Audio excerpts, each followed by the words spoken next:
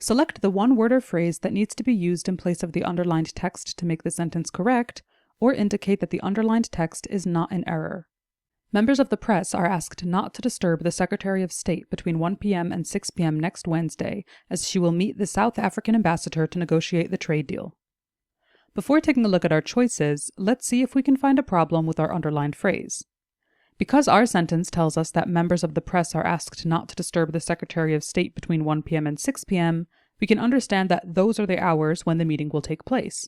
In other words, that's when the meeting will actively be happening.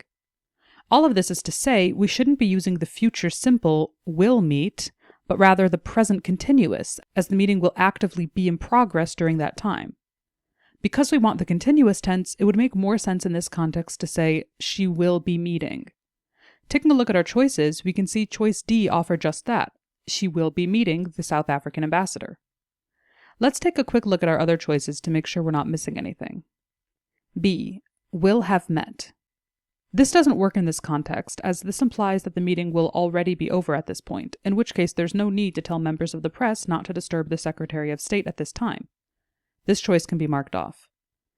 And C. Meets. This also doesn't fit with this context. We could say the Secretary of State meets with the South African ambassador, but this implies that these are regular weekly meetings. Because we have no indication of this being the case, and if anything, this sentence makes it sound like a one-time meeting, we can mark this choice off and mark our original answer, choice D, as our final answer.